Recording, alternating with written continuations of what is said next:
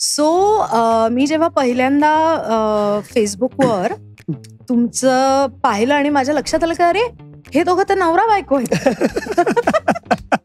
हे कसं काय नवरा बायको? नाही तर मला हे कळत नव्हतं हिनी कैलाशशी लग्न केलं. मीनाक्षी एका नाटकात एकांकिकात होती आणि मला धडपड होती की मला हे नाटकात घ्यावं. त्यांना वाटायचं त्याला कविता चांगली येते, हा लिहितो चांगला, पण नाटकात ऍक्टर वगैरे हा होईल का? बरं आता मी किमान बरा दिसतो. गाल थोडे वर आले, गाल थोडे वरती आले आता थोडस जरा. ती 12वीला होती आणि मी ग्रॅज्युएशनला होतो. मग मी MA पण तिकडे केलं आणि मीनाक्षीनं ग्रॅज्युएशन तिकडे केलं. तर त्याच्या आधीच आमचं म्हणजे फार जुळलेलंच होतं माझं आणि मीनाक्षीचं. मला वाटायचं विमानातून एखादी मुलगी पडावी खाली, तिच्याशी छान मैत्री व्हावी आपली, छान डान्स करावा आपण, कारण पिक्चर मध्ये बघायचो. तर हे काय झालं, मग कल्पनाला चालना मिळाली. ते जर खरोखर झालं असतं तर संपलं असतं तिथेच. तर जर या आजच्या पिढीसोबत हे जर सहज होतंय दोन्ही बाजूंकडनं तर तुम्ही संपून जाता. मग तुमच्या व्यक्तिमत्वाला किंवा तुमच्या विचारसरणीला चालना मिळत नाही. मी आता तानाजी जेव्हा रिलीज झाला तेव्हा राजूरच्या जत्रेतच तानाजी आला आणि मी त्या प्रमोशनच्या आणि या सगळ्या गडबडीत तिकडे फिरत होतो आणि मला तिकडे बोलवलं आणि त्यांनी माझं पोस्टर बनवलं होतं अजय देवगण सोबत. पोस्टर, आणि ते पोस्टर तिकडे सगळ्याच्यात लावलं होतं. अजय देवगण आणि राजूरचा अजय देवगण असं? नाही तसं नाही, म्हणजे Tanaji.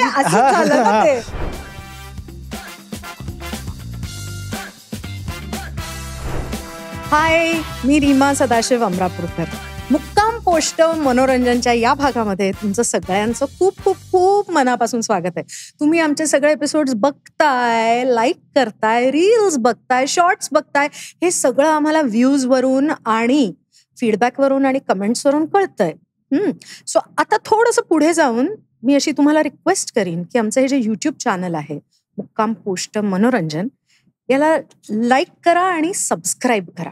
It is very important. म्हणजे काय होतं की असे हे जे आमच्याकडे कलाकार येतात ना वेगवेगळे, त्यांना असा कॉन्फिडन्स वाटतो की अरे हो खरंच हे लोक बघतात. नाही तर तुम्ही एवढं बघता आणि ते वाया जातो म्हणून. एनिवेज, सो आता आपण सुरू करूयात आजच्या गप्पा. सो आज आपल्याकडे कोण आलेला आहे माहितीये तुम्हाला? तुम्ही थंबनेलवरून तुमच्या लक्षात आलेलं असेल की कैलास वाघमारे आपल्याकडे आलेला आहे आज. सो कैलास वाघमारे हा जो मुलगा आहे की नाही, याला मी जवळजवळ आता गेली 11 वर्ष ओळखते.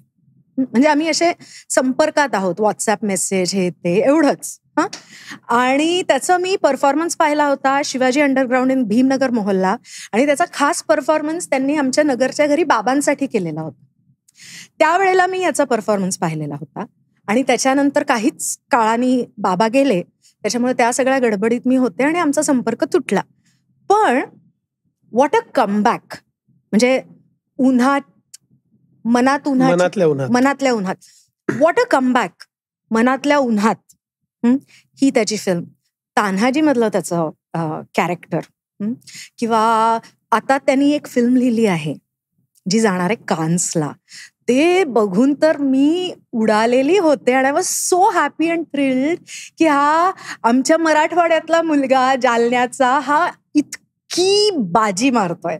सो ह्या बाजीबाज मुलाला मी वेलकम करते. हाय कैलास, कसा आहेस? मी खूप छान, आणि आता इथे बोलवल्यामुळे तर जास्त छान. कैलास, मला सांग की जेव्हा तू जालन्यामध्ये तुझ्या गावामध्ये, कारण मी तुझ्या फेसबुक पोस्ट बघत असते, तू अगदी खेड्यातून, म्हणजे खेडं ज्याला आपण म्हणता येईल, खेडेगाव याची जी व्याख्या आपण जी आपल्या डोक्यात असते तशाच खेड्यामधून तू पुण्यात आलास, पुण्यातून तू मुंबईत आलास का त्याच्या आधी मध्ये एखादी स्टेप? डायरेक्ट मुंबईतच आलो, म्हणजे जालन्यात आलो, खेड्यामधून जालन्यात आलो, शहरामध्ये मेन म्हणजे जिल्हा जालना, आणि तिथून मुंबईत आलास तू.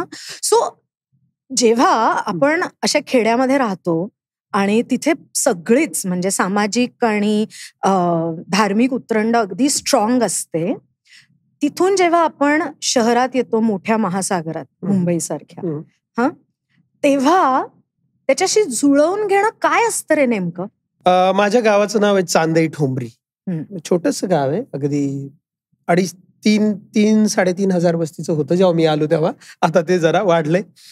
आणि हे नदीकाठी जसं की तुम्ही म्हटलात तसं सो कॉल्ड जसं गावाची इमेज असते, नदी असते, नदीच्या काठी गाव असतं, गावाला एक मंदिर असतं. माझ्या गावात एक महादेवाचं मंदिर आहे, भोलेश्वर नाव आहे मंदिराचं, आणि ते कधीच आहे माझ्या आजोबालाही माहिती नाहीये. इतकं जुनं ते मंदिर आहे तिथलं, आणि त्याची यात्रा भरते आमच्या गावात. तर खऱ्या अर्थानं माझं भरण पोषण जे आहे ती यात्रा आणि ते जे आजूबाजूचं जगणं आहे, तिथलं कल्चर आहे, त्याने केलेलं आहे. तुमचा प्रश्न खूप इंटरेस्टिंग आहे की ते कसं जुळवून घ्यायचं. खरं तर मी जिथं काय ना, आपण माणूस प्राणी आहे, म्हणजे मी खूप अगदी खोलात जाऊन बोलायला झालं तर आपण जन्माला आलो तरच आपण पहिलं तर त्या लाईटशी जुळवून घेतो. आईच्या पोटातून बाहेर आल्याबरोबर लाईटशी जुळवून घ्यायला लागतो. आयुष्य आपलं तसं जुळवून घेण्यातच जाणार आहे. त्यामुळे पण हा जो भेद आहे खेड्यातला आणि शहरातला, लाईफस्टाईल वेगळी आहे, जगणं वेगळं आहे, प्रॉब्लेम्स वेगळे आहे, आणि सगळंच वेगळं आहे दोघांचंही. तर गावाकडे सगळे लोकांना असं वाटतं की तुम्ही अगदी हे आहात, काय सेफ आहोत आपण, किंवा आपण म्हणतो कम्फर्ट झोन मध्ये आहोत आपण. पण का कुणास ठाऊक मला शहरात आल्यावर वाटलं की मी कम्फर्ट झोन मध्ये आलो. Oh really? येस. ओके. हा, तर म्हणजे तिकडे सगळ्याच गोष्टीची वानवा होती आमच्या गावाकडे. आता नाहीये बरं का, आता ड्रास्टिक चेंज झालाय पूर्ण. म्हणजे आता 2 दिवसांपूर्वी मी गावी गेलो होतो. म्हणजे अगदी आमचं गाव आणि गावाचा परिसर बारामती वाटावा असं ते झालेलं आहे. हो अगदी. तर तेव्हा अगदी म्हणजे सकाळी 4 वाजता वगैरे आम्ही उठायचो. परवाच एका मित्राला सांगितलं मी. साधारण किती 10-12 वर्षांपूर्वी? नाही, मी 99 ची वगैरे गोष्ट सांगतो. 99 हो तेव्हाच सांगतोय मी 2007 ला मुंबईत आलो, आणि मी 2002 ला माझं गाव सोडलेलं आहे. अच्छा. हा, गाव घर मी 2002 ला सोडून शिक्षणासाठी मी जालन्यात आलो, आणि तेव्हापासून ते सगळं फिर जिद्दोजहद जो जीने की है वो शुरू हो गई. तर मला उलट इकडे कम्फर्ट वाटलं, कारण पाणी आणायला कुठे हंड घेऊन जावं लागलं नाही डोक्यावरती. रात्री अपरात्री अवेळी लाईट कधी गेली नाही, कधी दगडाला ठेचकाळून पडायचं काम शहरामध्ये मला आलं नाही, आणि म्हणजे अगदी रात्री उशिरापर्यंत काही सामान संपलंय आणि आणायचं तर सगळी दुकानं बंद आहे असं झालं नाही. त्यामुळे मला इथे जास्त कम्फर्ट वाटलं. इथली माणसं कधी मला जज करताना दिसली नाही. इथल्या माणसांनी कधी बघितलं नाही मी कुठून आलो, मी काय केलंय, माझे घरचे काय करायचे, किंवा माझा पास्ट काय होता, त्यांनी कधीच कोणी विचारलं नाही. तर मला हे कम्फर्ट वाटलं माझं. त्यामुळे तसं जर जुळवून घ्यायला बघितलं किंवा तुमचा प्रश्न असेल तर मला सोपं गेलं तिथल्या मान्यानं, गावच्या जर बदल्यात बरोबर. हा, तर गाव माझं चांदई ठोंबरी नावाचं, भोकरदन तालुका, जालना जिल्हा, छोटं गाव. आणि मग तिथून मी राजूर नावाचं एक छोटं बाजाराचं गाव आहे, तिथं मी शिकायला आलो. मग 7वी नंतर 7वी पर्यंत माझ्या गावात शाळा होती. 8वी ते 10वी त्या राजूरच्या गावी गेलो मी, आणि तिथून कॉलेज म्हणजे 11वी 12वी जे असतं ते पण माझं त्या राजूरलाच झालं. मग 12वी पर्यंत. आणि ते कॉलेज म्हणजे कसं, तर शाळेसारखं, म्हणजे जमिनीवर बसून मांडी वगैरे घालून असं ते कॉलेज होतं. हा, म्हणजे बाकडा वगैरे काही नव्हता आमच्या वेळेस. आणि ते खोल्यांचं सिमेंटच्या ज्या खोल्या असतात, म्हणजे वरती पत्रा प्लास्टर असं ते होतं. आणि मग तिथे मला एक आमचे बोटुळे नावाचे सर होते, बोटुळे सर. तर ते मला म्हणाले की तू सहभाग घे याच्यामध्ये, भाषणामध्ये सहभाग घे. आणि मी सहभाग नोंदवला भाषणामध्ये. मला वाटतं 1 ऑगस्ट होता, आणि लोकमान्य टिळक आणि अण्णाभाऊ साठे यांची म्हणजे एकाची जयंती होती आणि एकाची पुण्यतिथी होती. आणि मग त्या दोघांवरती भाष्य करायचं होतं. आणि दोघांवरती भाष्य म्हणजे अण्णाभाऊ साठे आणि लोकमान्य टिळक. तर त्या दोघांवरती ही एकाच भाषणात बोलायचं होतं, आणि ते मी बोललो. आणि माहिती नाही, पण ते सगळ्यांना एवढं आवडलं, सगळे इम्प्रेस झाले. आणि सगळे इम्प्रेस झाल्यामुळे मी स्वतः इम्प्रेस झालो, अरे काहीतरी आपण इंटरेस्टिंग केले. पण हा, सॉरी, मी एक किस्सा विसरलो. याच्या आधीचा एक किस्सा आहे जो मी आता सेम बट डिफरंट नावाचं नाटक करतो, त्यात हा किस्सा येतो. मी चांदई एक्को नावाचं एक गाव होतं, म्हणजे आमच्या गावात 3 चांदा आहेत, तशा 7 चांदया होत्या, अशी आख्यायिका आहे. चांदई नावाचं जे गाव आहे माझं, तशा 7 चांदया होत्या. चांदई ठोंबरी, चांदई एक्को, चांदई टेपली, अशा 3 आता आहेत. त्या बाकीच्या काय होत्या त्यांची नाव माहिती नाही, फक्त चांदे होत्या. पण त्यांच्या मारुतींचे जे अवशेष आहेत म्हणजे त्या गावांचे, ते कुठे कुठे जंगलांमध्ये आताही आढळतात. की हा, म्हणजे जंगलात जाता तुम्ही तर ते जंगलात मारुतीचं मंदिर पडकं दिसतं तुम्हाला, म्हणजे आहे आमच्या इकडे आताही. तर तसं आहे. तर ते एक चांदई एक्को नावाचं गाव होतं, त्या गावाला मी ते शिकायला गेलो होतो. होतं असं की राजूर या ठिकाणी पण शाळा होती, पण तिथे ती शाळा आणि ही शाळा, तिथे गेले की तिथे खूप म्हणजे काही करून नाही आले तुम्ही, अभ्यास करून नाही आले, काही करून नाही आले, शिक्षा मिळायची. शिक्षा मिळायची. आणि इकडे हे जे होतं चांदे एकोला, तिथे मस्त आरामात या तुम्ही. आणि हे शेतात होती ही शाळा.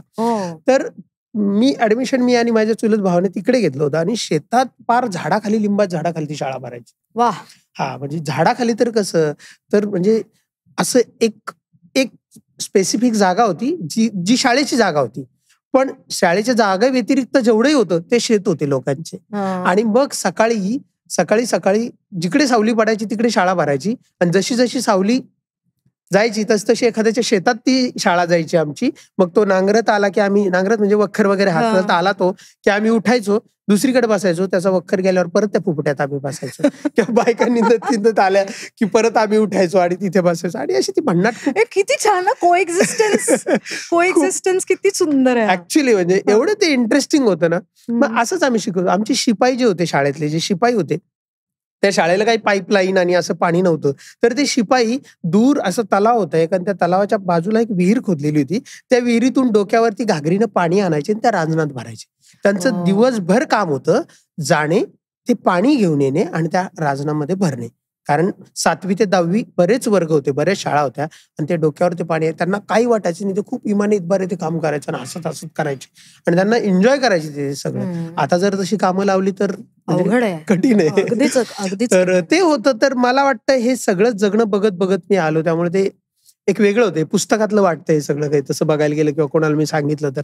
तिथे एक पठाण मॅडम होत्या आणि असं 3-4 वाजेची वेळ होती. आणि त्यांनी मग विचारलं, ती वेळ होती अल्ताफ राजाची गाणी वगैरे, गाण्याची वेळ सगळीकडे हिट होता अल्ताफ राजा तुम तो ठहरे परदेसी.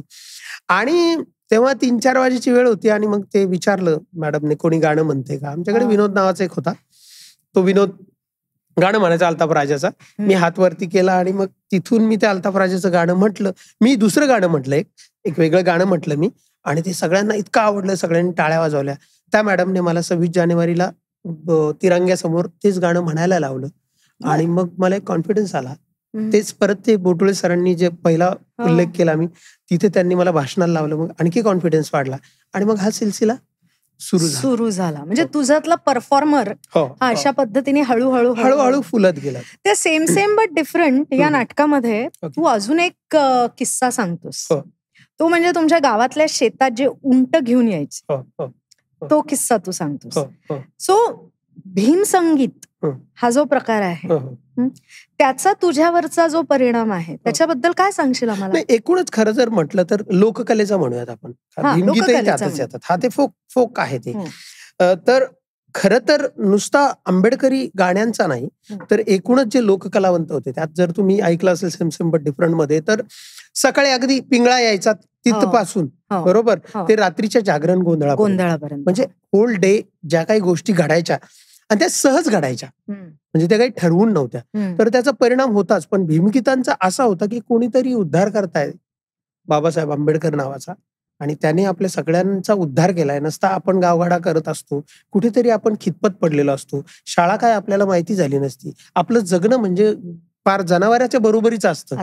ही जी जाणीव करून द्यायची ती लोक येऊन, त्याने काहीतरी एक स्फुरण चाडायचं आणि ते मला आपलंच वाटायचं. आणि म्हणून मी त्याच्याकडे जास्त आकर्षित झाले. जे की बाकी सगळे जे लोककला होत्या, जे देवधर्माचे गाणे गायच्या किंवा गुणगान गायच्या, तर ते सर्रास होतं. त्याने तसं काही वाटायचं नाही. पण भीमगीता ऐकल्यानंतर एक स्फुरण चढायचं आणि आपणही कोणीतरी आहोत, आपलंही काहीतरी अस्तित्व आहे इथे, याची जाणीव व्हायची. आणि त्यामुळे ते भिनत गेलं.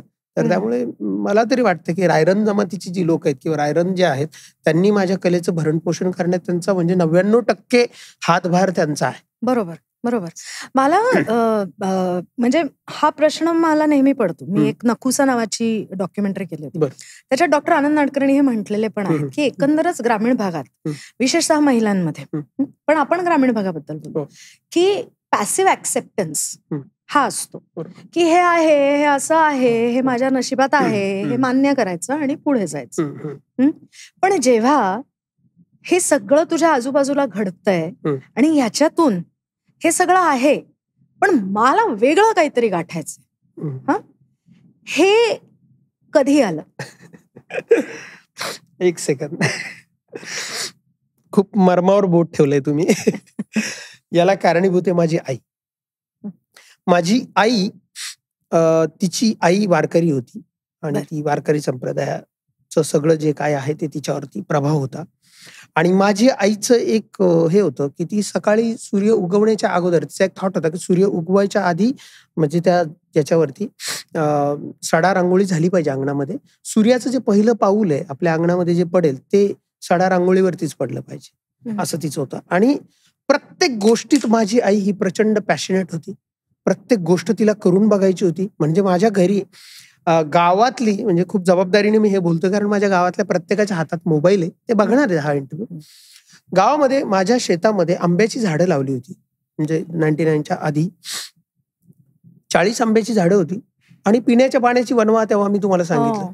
तेव्हा माझ्या आईने म्हणजे बैलगाडी होती आमच्याकडे. त्या बैलगाडीवरती ड्रम मग माझ्या वहिन्या म्हणजे माझ्या भावाच्या 2 बायको आम्ही सगळे तर शेतात किंवा आम्ही जिकडे तिकडे कामाला किंवा मी शिकायला होतो. तर माझ्या 2 वहिन्या जिथं की बायकांना बैलगाडी वगैरे हाकणं किंवा कोणाच्या समोर जाणं किंवा कुठे जाणं म्हणजे असं हे होतं की कसं जायचं बाबा बायांनी. पण माझ्या आई म्हटली होती की नाही आपल्याला झाडं जगवायची आंब्याची, तुम्ही दोघी जणींनी जायचं आणि ते ड्रम भरून आणायचा. मग त्या गाव ओलांडून पलीकडे एक बोरिंग होती नदीमध्ये. त्या नदीच्या बोरिंगला पाणी होतं आणि त्या दोघी जणी तो ड्रम भरून बैलगाडी हाकत यायच्या आणि गावच्या सगळ्या बायका बघायच्या.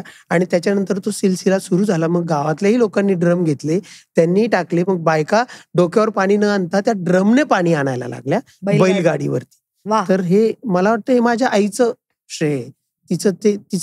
तिचं ते व्हिजन आहे, तिचं ते बघणं आहे की कुठे डोक्यावर आणत बसता, हे करा. तर ते माझ्या आईकडून आलं माझ्याकडे. म्हणजे मी 10वी झाली आणि 10वी नंतर मी काय करायचं हा प्रश्न होता कारण 10वी नंतर काय करतात हे माहितच नव्हतं. मग 10वी नंतर मी काय केलं, ITI ला फॉर्म भरला. ITI म्हणजे काय बरं, टीव्ही टेप दुरुस्ती असं. आणि त्याला फॉर्म भरला आणि माझा नंबर लागला. तोही लागलाय का कोट्यामध्ये म्हणजे SC कोट्यामध्ये. आणि मग कास्ट सर्टिफिकेट वरती मी ते लावलं होतं. माझा एक चुलत भाऊ होता, प्रचंड शातीर होता तो, आताही तो खूप हुशार आहे. तर तो बाजारला जायचा, त्याच्याकडे हॉटेल होतं बाजारचं चहाचं हॉटेल होतं टपरीवाचा. तो रोज जायचा. मग त्याचं लोकांशी कम्युनिकेशन व्हायचं आणि कम्युनिकेशन झाल्यामुळे तो हुशार झालेला होता, खूप हुशार झालेला होता. मग झालं असं की तो म्हटला अरे आपल्याकडे एक आयडिया आहे. त्याने काय केलं, मला त्याने सुचवलं की आमच्या मोठ्या भावाच्या जो कास्ट सर्टिफिकेट आहे त्याच्यावर त्याच्या नावावरती फक्त पहिल्या नावावरती म्हणजे माझ्या भावाचं नाव आहे दीपक किंवा प्रकाश, तर त्याच्या नावावरती कैलास लावायचं, झेरॉक्स काढायचं आणि ते द्यायचं. बाकी सगळे जायचं ते बापाचं नाव सेम आहे, गावाचं नाव सेम आहे, आईचं नाव सेम, सगळं सेम आहे. म्हणजे सगळं सेम आहे. हमने वही किया, दे दिया, आमचं सिलेक्शन झालं. पण त्यांची अट होती की ऍडमिशनच्या वेळेस तुम्ही ओरिजिनल घेऊन यायचं. 1.5-2 महिने झाले आणि ऍडमिशन नंतर आलं. म्हणजे जून जुलै निघून गेला. ऑगस्टच्या पहिल्या आठवड्यात त्यांनी आम्हाला ऍडमिशनला बोलवलं आणि आमच्याकडे कास्ट सर्टिफिकेट नव्हतं. इलेक्शन लागलेले असल्यामुळं कास्ट सर्टिफिकेट निघणं तहसीलमधनं फार म्हणजे शक्यच नव्हतं. आम्ही त्यांना विनंत्या केल्या आणि आम्ही पोरच ना म्हणजे 10वी पास झालेले, त्यांना आम्ही खरं सांगितलं की आम्ही असं केलंय. ते म्हटले सॉरी आम्ही हे तुमचं ऍडमिशन नाही करू शकत. आणि मी 10वी झाल्यानंतर 10वी पास होणं म्हणजे खूप मोठी गोष्ट गावाकडे. मी गुरं चारलीत 1 वर्षभर. म्हणजे वर्षभर गुरं चारली मी, कारण काय संपलं ना, वर्ष वाया गेलं माझं. पण त्यानंतर जेव्हा ऍडमिशन सुरू झाले आणि आम्ही गेलो तिकडे, रावसाहेब दानवे जे आहेत आमचे, त्यांची मोरेश्वर महाविद्यालय नावाची शाळा आहे, तिकडे गेलो. तर तिथे मग जे मागच्या वर्षीचे मुलं आहेत थांबलेले त्यांना ऍडमिशन नव्हतं, जे नवीन पासआउट झाले त्यांनाच होतं. तर मी गेलो. मग तिथे तळेकर नावाचे सर आहेत आमचे चांदई एक्कोचे, त्या तळेकर सरांना आम्ही रिक्वेस्ट केली जाऊन की आम्हाला दोघांना ऍडमिशन घ्यायचं असं आमच्या मागच्या वर्षी झालं होतं. ते म्हटले हरकत नाही, आमच्या मुलांचे सोमवारी आहे ऍडमिशन, सोमवार मंगळवार बुधवार, तुम्ही काय करा गुरुवारी या, गुरुवारी आम्ही तुमचं ऍडमिशन करू. गुरुवारी हा पठ्ठ्या माझा चुलत भाऊ जो आहे तो गेला बाजारला, ठरलेल्या हॉटेलला. बरोबर. मी त्याच्या घरी गेलो. म्हटलं कुठे हा, तर त्याची आई म्हणजे माझी काकू म्हटली की तो गेलाय बाजारला. म्हटलं ओके. मग मी घरी आलो. आईला म्हटलं आई मी उद्या जाईल ऍडमिशन करायला कारण तो गेलाय. आई म्हटली ऐक, तुम्हाला कधी बोलवलंय? आज. मला आजही आठवतं. पिशवी म्हणतो आम्ही कमरेला, माझी आईची पिशवी असायची, लुगडं नेसायची माझी आई गावची. तिनं ती पिशवी काढली कमरेची, हिरवीगार 100ची नोट काढली, माझ्या हातावर टेकवली. म्हटली कैलाश हे पैसे घ्यायचे, तुला आज बोलवलं ना, तू आजच जायचं तिथं आणि तू ऍडमिशन करायचं. ओके. मी त्या दिवशी ती 100ची नोट घेऊन गेलो. तो प्रवास मी आज तुमच्या पुढे बसलो. वाह. आणि तो म्हणजे मला माहिती तो आता सध्या म्हशी घेऊन शेतात गेलेला असणार, म्हणजे त्याचं आवडीचं असेल किंवा तो त्याचा प्रश्न आहे, पण हे माझ्या आईमुळे झालं. तर प्रत्येक गोष्ट जी होती, म्हणजे माझं काहीही अडलेलं असलं तर माझी आई म्हणायची तू कर बिंदास, मी आहे. वा. हा जो कॉन्फिडन्स होता किंवा जे काय होतं जगण्यातलं कुठलंही टप्पा असेल तिथं आई होती सांगायला. आणि आता आईची जागा माझ्या भावाने घेतलेली. आता आई नाहीये माझी, पण सेम माझा भाऊ प्रकाश नावाचा जो गावी असतो आजही तो शेती करतो, पण तो कधीच माझ्या आईची कमी मला भासू देत. वा. तो सेम म्हणतो तू चल मैं हूं. किती छान. अशी नाती असणं हे किती महत्वाचं आहे. आणि असंच एक तुझं नातं म्हणजे मीनाक्षीचं. हो.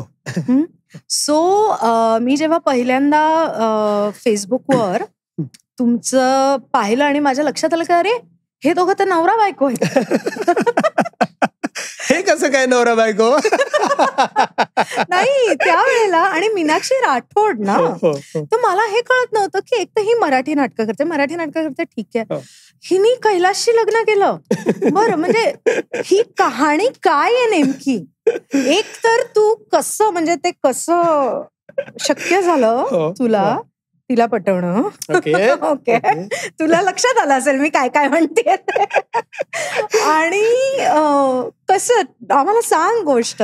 मीनाक्षी सुद्धा आज एक सक्सेसफुल अभिनेत्री आहे, ती बऱ्याच सिरियल्स करते. सो टेल अस, तुम्ही दोघं जण शिवाजी अंडरग्राऊंड इन भीमनगर मोहल्लामध्ये पण होतात. सो मला थोडी थोडी कुणकुण अशी बहुतेक तिथे जमलं असेल वगैरे अशी आहे, पण आपके मुंह से सुनना चाहिए. अरे खरं तर आमची जी ओळख आहे ती कॉलेज पासून झाली. मी जालन्यात शिकायला आलो, राजूर नंतर मी जालन्याला आलो. जालन्यात आल्यानंतर तेच आपला हुद्दा, भाषणं ठोकणे, कविता करणे हा सगळा होता. आणि ती नाटकात होती. आमचा एक ग्रुप होता नाटकाचा म्हणजे या सगळ्याचा. तिथं युवराज गेहराव नावाचा आमचा मित्र जो आता प्राध्यापक आहे झालेला तो होता, किंवा विनायक पवार जो चांगला गीतकार आहे आता सध्या क्वाडा, आणि याची जी गाणी त्याने लिहिलेत. आमचा सगळ्यांचा ग्रुप होता आणि मग ती नाटकं करत होते सगळे. मीनाक्षी एका नाटकात एकांकिकात होती आणि मला धडपड होती की मला हे नाटकात घ्यावं. मी कथाकथन करायला जायचो, काव्य वाचन करायला जायचो, यांच्यासोबत माझं सिलेक्शन व्हायचं, योग महोत्सवाला जायचो. पण त्या नाटकात काही मला त्यांना वाटायचं याला कविता चांगली येते, हा लिहितो चांगला, पण नाटकात ऍक्टर वगैरे हा होईल का? बरं आता मी किमान बरा दिसतो. हा म्हणजे गाल थोडे वरती आले आता थोडस जरा. तर आणि थोडस जरा चार लोक तुम्हाला ओळखायला लागले किंवा तुमचं काही झालं तर त्याचं एक असतं.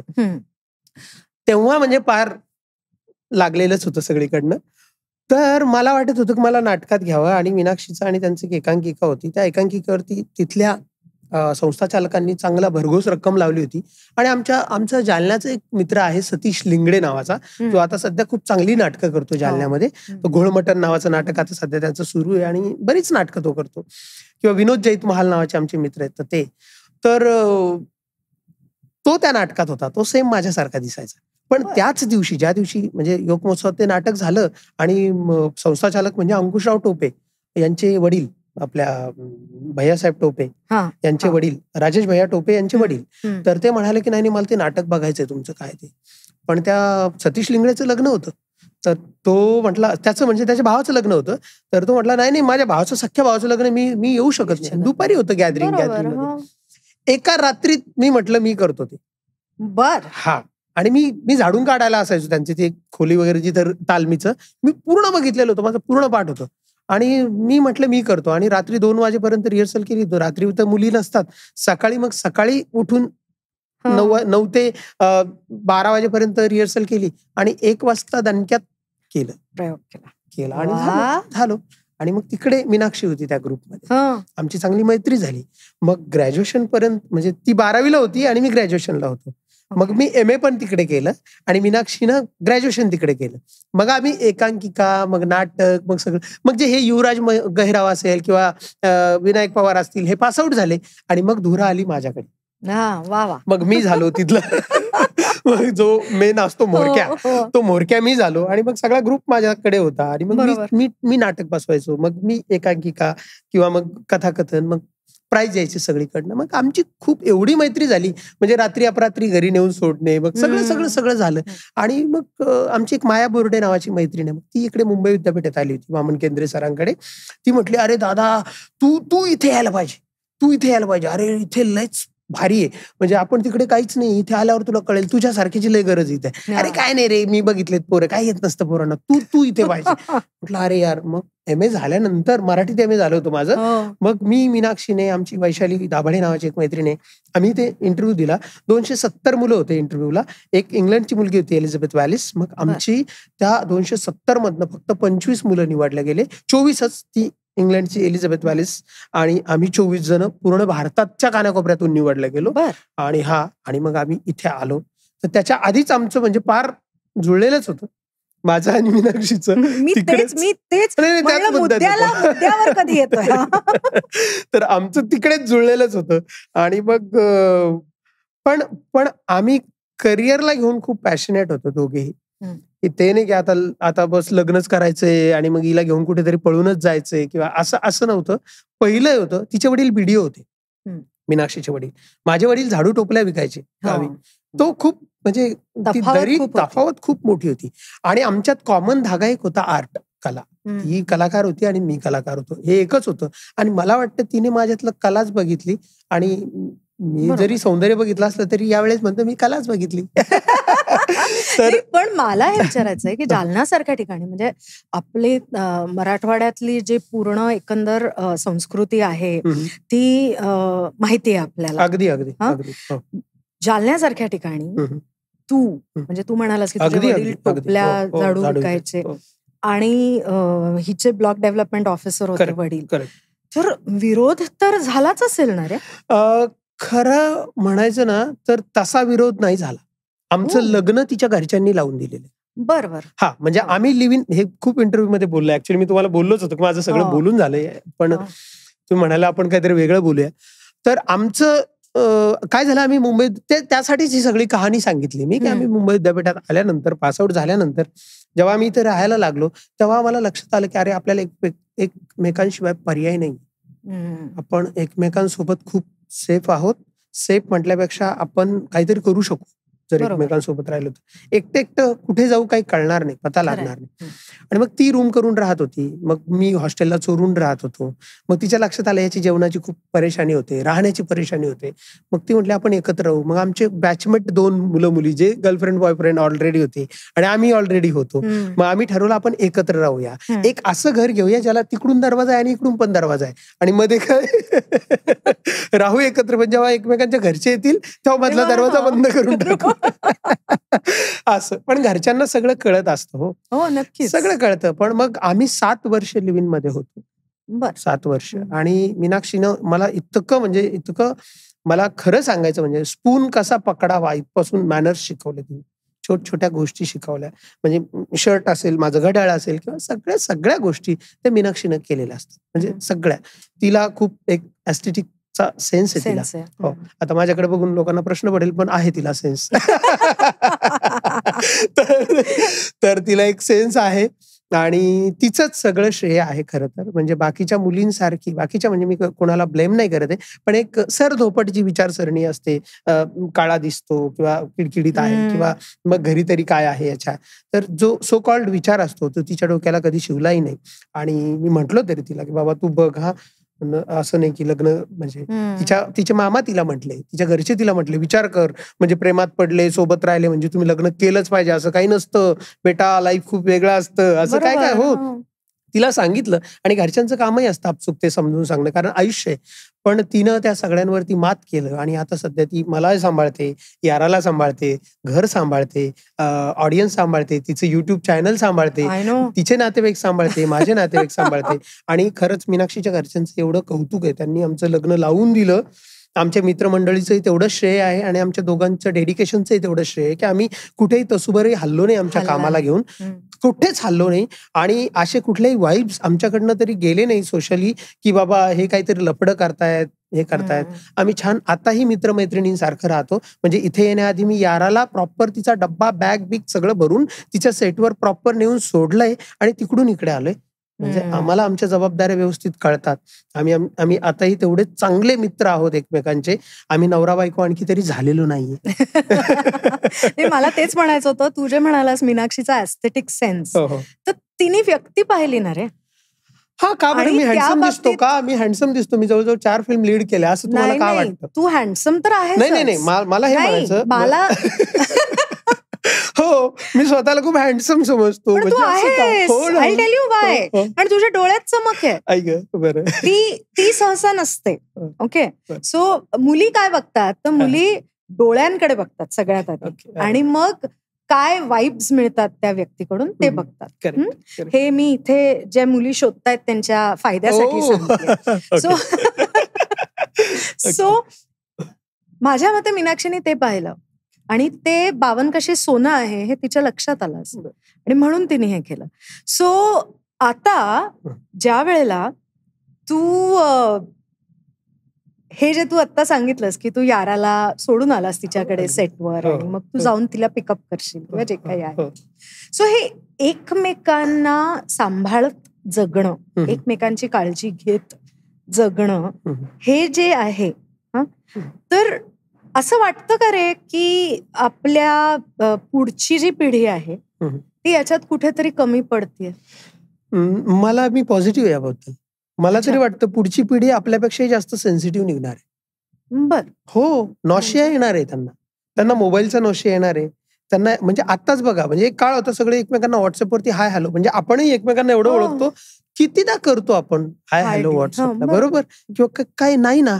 तर याचा नॉशिया येणार आहे येणाऱ्या पिढीला, मोबाईलचा, सातत्याने भेटण्याचा, पबचा, आणि या सगळ्या जी गोष्टी आहेत ना, ज्या कॅओस झालाय ना, हे भांड फुटणार आहे. नामदेव ढसाळांच्या कवितेसारखं होणार ते, की एकदाच होऊन जाऊ द्या काय ते, आणि ते होणार आहे, आणि लोक रूट्सकडे वळणार आहेत. बरोबर, रूट्सकडे जाणार आहेत लोक, छान झाडं लावणार आहे लोक, छान निसर्गात रमणार आहे. मीनाक्षी म्हणते एवढी सिरियल संपू दे, मला गावी चांदईला जाऊन राहायचंय. वा, हो, मला नाही राहायचं इथं. ती रोज म्हणते मला, म्हणजे रोज म्हणते, लिटरली रोज म्हणते. कारण घरी आल्यानंतर कोणी बोलायला नाही. हो, गावी गेल्यानंतर काय कधी दिवस जातो कळत नाही, कधी रात्र होते कळत नाही, किती गाढ झोप लागते कळत नाही, आणि छान आहे, ऋतू कळतात, तिथे ऋतूही कळत नाही. ऑल टाइम तुम्ही एसी मध्ये आहात, कोंडलेले आहात, तुम्हाला सूर्यप्रकाशही माहिती नाही. तर लोक त्यांच्या रूट्सकडे वळणार आहेत. लोक बघा तुम्ही आजकाल बघा, खूप छान वेगवेगळे फार्म हाऊस डेव्हलप झालेत, खूप चांगल्या गोष्टी डेव्हलप झाल्यात, लोक पर्यावरणाची काळजी घ्यायला लागलेत, आणि मी याबद्दल प्रचंड पॉझिटिव्ह आहे. लोक बोलताना बोलतात अरे यार पुढच्या पिढीला काही काळजी राहणार नाही, ते गप्पा मारायला खूप चांगलं आहे, पण ते सत्य नाहीये, ते वास्तव नाही. वास्तव हे की कुठल्याही गोष्टीचा एका वेळेनंतर नॉशिया येतो माणसाला, नकोशी वाटते. कुठलंही खा ना तुम्ही, चहा पिया तुम्ही खूप साऱ्या, नंतर तुम्हाला वाटतं नको हा चहा, कुठलीही गोष्ट. तसं ते आहे. मी प्रचंड पॉझिटिव्ह आहे. म्हणजे माझ्या मुलीकडे, मला माहित नाही आता ती कशी असणार आहे किंवा ती कशी निघणार आहे असं नाही, पण एकूणच आजच्या जनरेशनकडे बघता प्रचंड हुशार आहेत, प्रचंड सेन्सिटिव्ह आहेत, प्रचंड आई वडिलांना जीव लावणार आहेत, नाती जपणारी लोक आहेत, हर्ट करत नाहीत. आजची मुलं, म्हणजे मी एज 20 अशी बोलतोय, 15 ते 20च्या वयातली मुलं बघतो, आणि ती इतकी हुशार आहेत ना, प्रचंड. बरं, ते जज करत नाहीत तुम्हाला, नाही अजिबात. म्हणजे मी माझ्या वडिलांना म्हणायचो की तुम्हाला हे येत नाही, तुम्हाला हे कळत नाही. आजची मुलं तशी नाहीत. आजची मुलं छान कन्व्हर्सेशन करतात वडिलांशी. ते म्हणतात अरे तसं नाही बाबा, किंवा तसं नाही आई, हे बघ ना हे असं आहे, अरे बापरे तुला हे पण कळतं, ते कौतुक करतात. ओके, म्हणजे माझा जो काळ होता तो अरे तुम्हाला काय करायचं हे. आजची मुलं तसं नाही, तुला येतं हे, अरे वा कर ना, तू हे पण करून बघ ना, हा बघ हा ऍप आला, तू हे कर ना. तर हे जे ना, मला ते प्रचंड पॉझिटिव्ह वाटतं जगण्याकडे. सो जे म्हणजे माझा जो प्रश्नाचा रोख होता तो रिलेशनशिप कडे बघण्याच्या ऍटिट्यूड बद्दल होता. ओके, म्हणजे तुझं आणि मीनाक्षीचं कसं होतं, तुमची कमिटमेंट होती, तुमची कमिटेड रिलेशनशिप होती. मग ती लिव्ह इन होती का तुम्ही लग्न केलं का तुम्ही मित्र म्हणून राहिला, ते वेगळा विषय होता. पण आजकाल हे जे situationship, flings, benching, one night stand, हे जे सगळे प्रकार आजकालची पिढी, जी पिढी ज्याच्याबद्दल तू म्हणतोयस, ते ऑफकोर्स खूप सेन्सिटिव्ह आहेत, हुशार आहेत, पण ते कमिटमेंटच्या बाबतीत कुठेतरी मागे पडतायत का असं वाटतं का? मला काय वाटतं, हे सगळं जगण्यातून येतं तुमच्या. तुम्ही कुठे वाढलात, कुठे जगलात, कुठे उभे राहिलात. मला कायम मी त्या गॅलरीतल्या कुंडीचं उदाहरण देतो.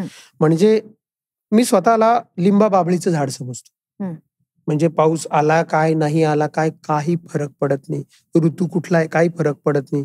तो तरुण राहतो, तो तरुण म्हणजे तरारून राहतो, तो जगतो, तो तिथे उभा आहे. बरोबर. कुंडीतली झाडं 8 दिवस तुम्ही कुठेतरी जा, लगेचच मान टाकतात, खरं संपून जातात. तर या कल्चरची जी लोक आहेत ना, किंवा या कल्चरमध्ये जी ही वाढणारी आहेत ना, त्यांचं तेच होतं. त्यांचं 20, 25, 30 वर्षानंतर त्यांच्या आयुष्यात जगण्यासारखंच काही राहत. कशासाठी जगायचा हा प्रश्न उरतो. सगळंच करून झालंय ना आयुष्यातलं, सगळं बघून झालं, सगळं करून झालं, मग कशासाठी जगायचं. मग सुसाईड सारखे गोष्टी होतात. म्हणजे मग व्यसनाधीनता वाढते. मग त्यांना म्हणजे त्यांना दारू कमी वाटायला लागते, मग ते ड्रग्सकडे वळतात, मग ते अतिरेक शोधतात, प्रत्येक गोष्टीमध्ये अतिरेक शोधतात. तर मला वाटतं की पालकांची ही जबाबदारी, मी अगदीच या गोष्टीला डिनाय नाही करत, हे अगदीच बरोबर आहे, हे वाढलंय, याचं प्रमाणही खूप वाढलंय आणि ते केल्यानंतरचा गिल्ट असतो, तो गिल्ट जात नाही, कारण आपण माणूस आहे. बरोबर. तर माझं म्हणणं, याची जबाबदारी पालकांची, जोपर्यंत ते मुलं सज्ञ होत नाही तोपर्यंत त्यांना ह्या गोष्टी नीटपणे समजून सांगण्याची. आणि मित्र कोण आहेत तुमचे, तुमच्या आजूबाजूचे मित्र कोण आहेत, तुम्ही काय वाचता, काय बघता, कुठे जाता, कुठल्या लोकांसोबत बसता, तुमच्या घरी आल्यानंतर आई वडील बसतात पाहुण्यांसोबत किंवा कोणासोबत बोलतात, तेव्हा तुमचा मुलगा काय करतो, हे तितकंच बघणं गरजेचं आहे. तो जर तुमच्या बोलण्यामध्ये इंटरेस्ट घेत असेल, त्याचा एखादा मुद्दा मांडत असेल किंवा त्याचं म्हणणं मांडत असेल, तो राईट ट्रॅकवर आहे. पण तो जर थांबतच नाही तिथं, एक तर तो राईट ट्रॅकवर आहे आणि तुम्ही चुकताय काहीतरी.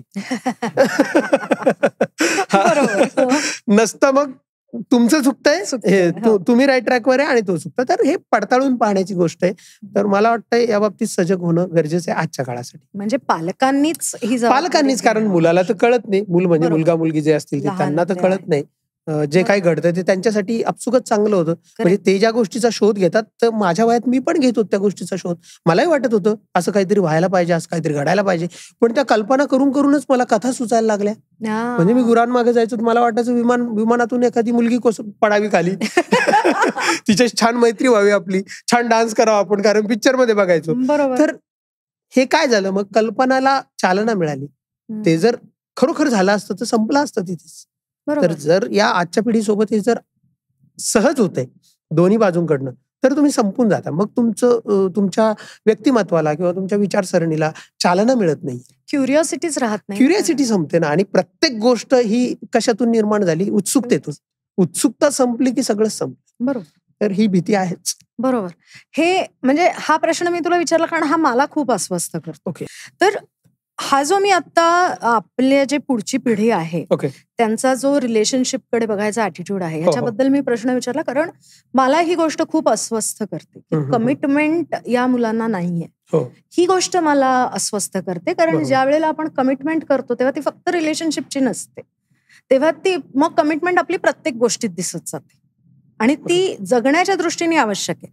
जसे तुझ्या कलेप्रती तुझी कमिटमेंट होती आणि म्हणून तू आज इथे आहेस, राईट. जे तुझ्या आईनी पण तुला शिकवलं की तू त्यांना सांगितलंयस ना, तू गुरुवारी जाणार आहेस ऍडमिशन घ्यायला, मग तू गुरुवारीच जायचं. ही कमिटमेंट आहे जी वेगवेगळ्या गोष्टीतून आपल्याला शिकत राहते. सो मला हे विचारायचं आहे की ज्या वेळेला आता तू नाटक करतोयस, तू सिनेमे करतोयस, तू सगळं करतोयस, तू उत्तम याराची काळजी पण घेतोयस, मीनाक्षीची काळजी घेतोयस, तू सगळं करतोयस, पण कधीतरी असा एक क्षण येत असेल ना रे की एक कलाकार म्हणून मेरे को जो चाहिए ना वो नहीं मिल रहा है यार, नहीं मिल रहा है. मग अशा वेळेला तू स्वतःच्या मधली जी कमिटमेंट आहे कलेची, ती कशी जागृत ठेवतोस? वा, तुम्ही अरे वा. काय होतंय, मी आहे ऍक्टर मुळात. जेव्हा माझ्यातलं मला वाटत नाही माझ्या मनासारखं घडते, मला माझ्या मनासारखा रोल मिळत नाहीये, माझ्या मनासारखं करिअर तसं होत नाही माझ्या, म्हणजे तसं जिथून आलो जिथे पोहोचलो ते तर आहेच. ओके. पण आपलं एक आर्टिस्ट म्हणून, माणूस म्हणून असतं, ते जर मिळत नाही तर तेव्हा मग मी लिखाणाकडे वळतो. वा. मग ते माझ्या हातात आहे, कारण सिनेमा बनवणं आणि मी हिरो आहे आणि मग मला पाहिजे तसं करायचंय, ते म्हणजे केलं जरी, मी लिहिलं जरी, तरी प्रोड्युसर माझ्या हातात आहे का, स्टुडिओ माझ्या हातात आहे का, वितरण माझ्या हातात आहे का, खूप गोष्टी आहेत. बरोबर. फक्त सिनेमा बनवणं नाही. मग मी लिखाणाकडे वळतो आणि मग मला जे वाटतं, मला जे टोचतं, मला जे बोचतं किंवा मला जिथून सुकून मिळतो, भलेही टोचू बोचू नंतरचा प्रश्न, पण मला सुकून मिळणार आहे आता, मग मी ते करतो, मग मी लिहितो. मग जे की सिनेमा सांगितला तुम्हाला आता ते लिहिलाय.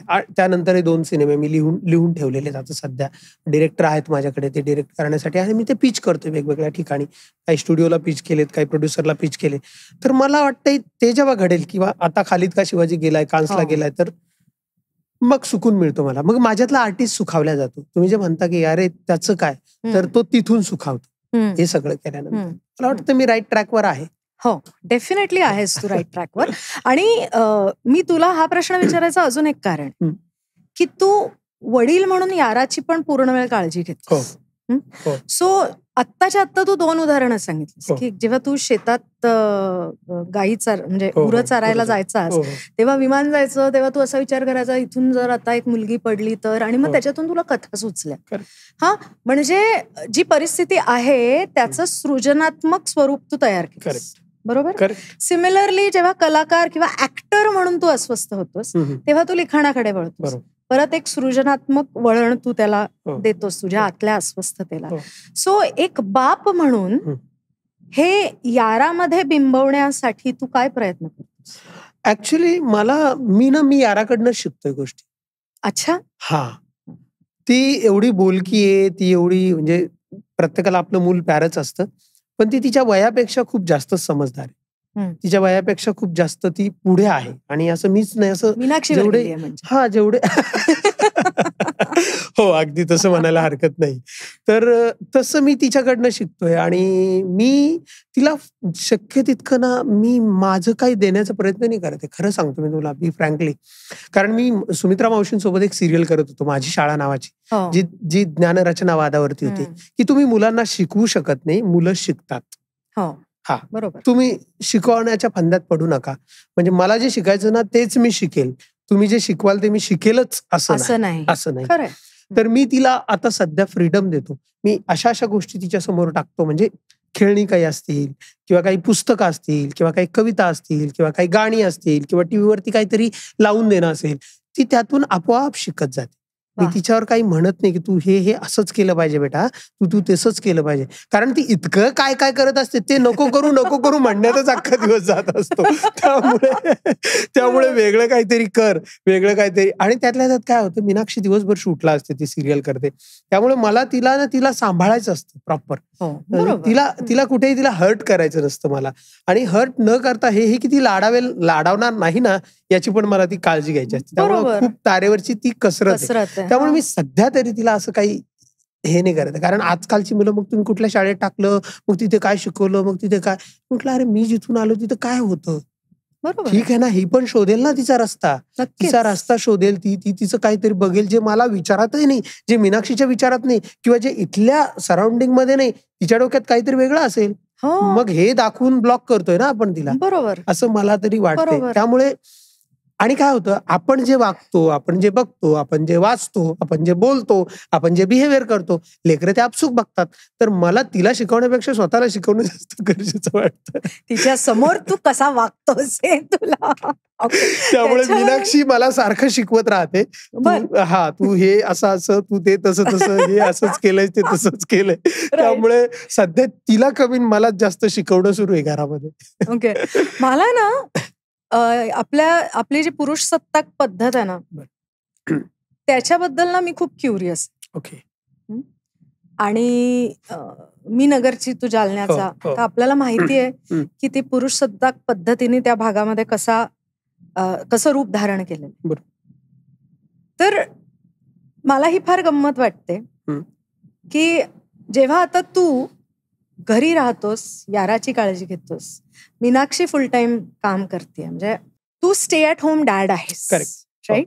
सो आता जेव्हा तू गावी जातोस तेव्हा तुझे समवयस्क जे तुझे साथीदार आहेत त्यावेळेला जे तुझ्या बरोबर होते, ते आता गावातलं आयुष्य जगतायत, व्यवस्थित जगत असतील, त्याच्याबद्दल काही नाही. पण त्यांच्या दृष्टीने तू घरी राहून, बाप्या घरी राहिलाय, मुलीची काळजी घेतोय, अनबाई चालली बाहेर, ह्याच्याकडे ते कसं बघतात आणि तू ते कसं हँडल करतोस?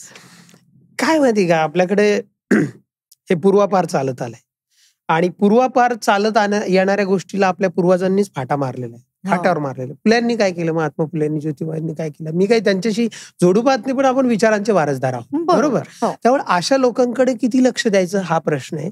परत मी तिथंच येतो, मी मातृसत्ताक पद्धतीत वाढलेलं आहे. माझ्या घरी सगळं माझ्या आईचं चालायचं म्हणजे ती होतीच हुशार तेवढी, ती होतीच तशी की तिनं तिचं डिझाईन केलं होतं लाईफ कसं असेल, प्रॉपर डिझाईन केलेलं होतं.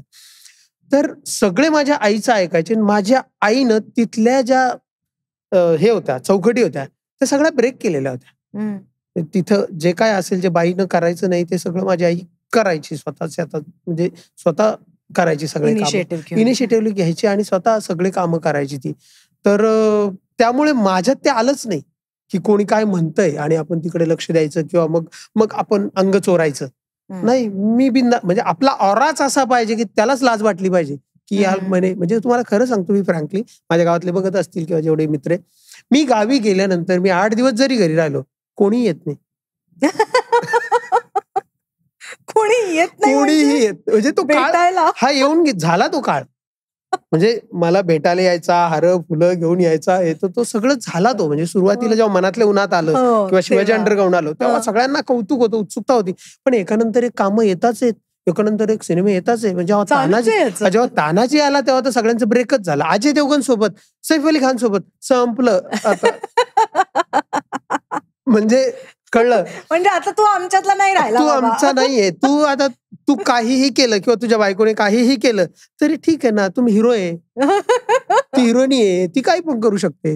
हे हिरो लोक आहे, हे काही पण करू शकता. हे कुत्र मित्र पाळतील ना घरात आता, म्हणजे कळलं.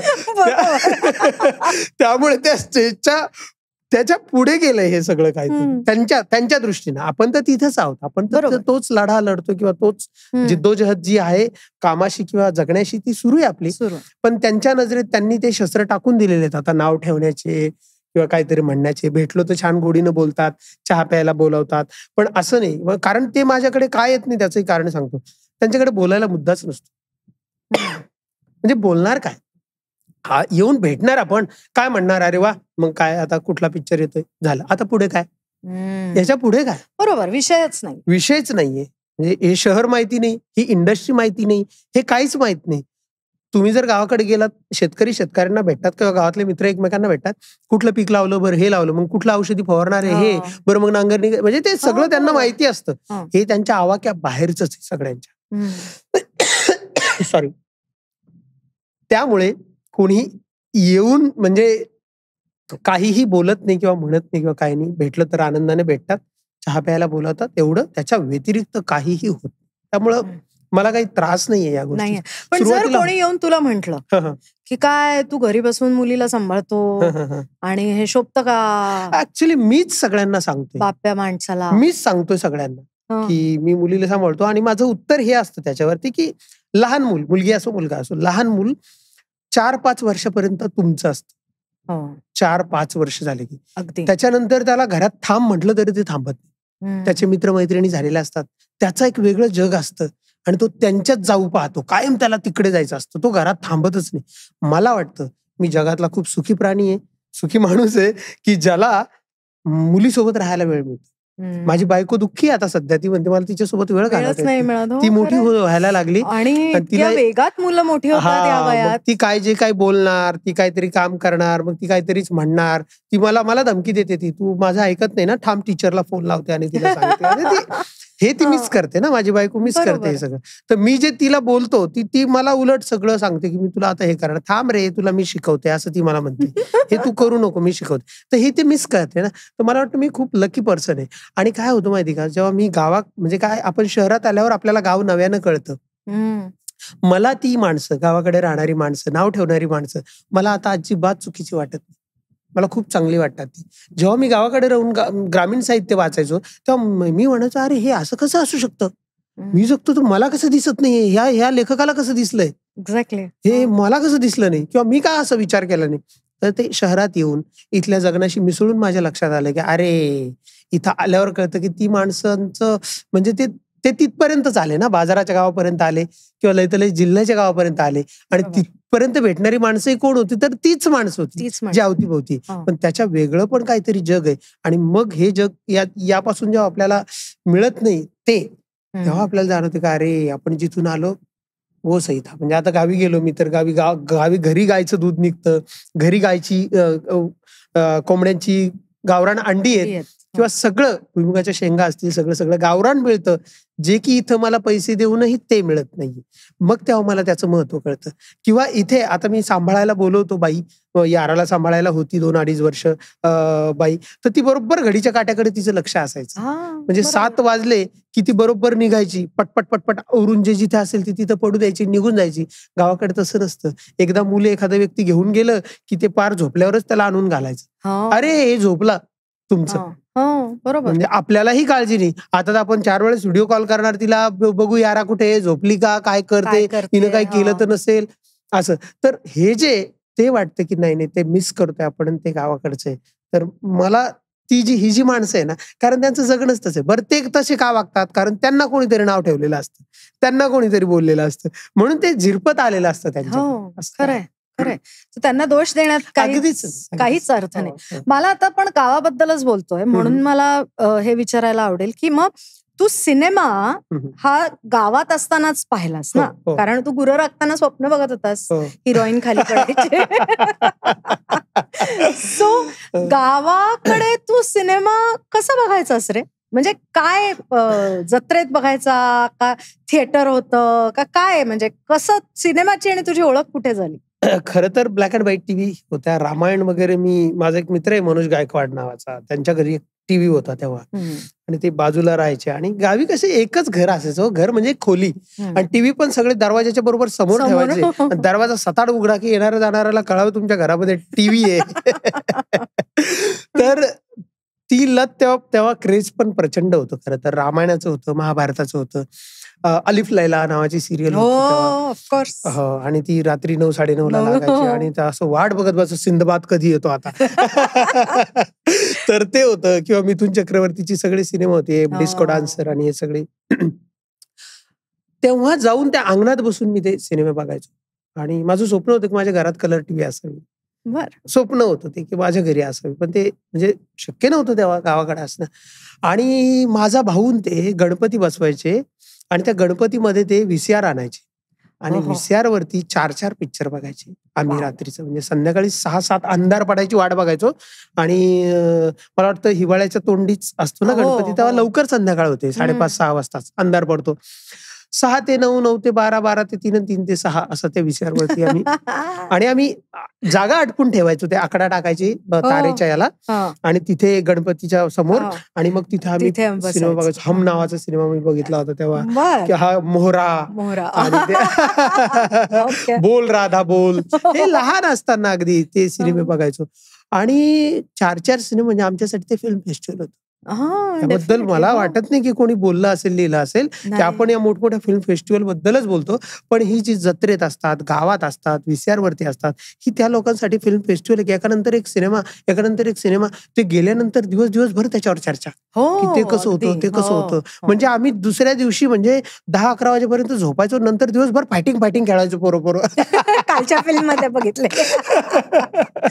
हे सगळं करायचो. आणि त्यानंतर राजूर गणपती नावाचं एक गाव होतं माझं, म्हणजे आहे तिथे गणपतीची जत्रा भरते मोठी, तिथे टुरिंग टॉकीज यायच्या. तिथेही सेम किस्सा भरायचा, पण ते मोठा पडदा होता, आणि ते जे काय क्रेज होतं, म्हणजे रोज जायचो सिनेमा बघायला, रोज.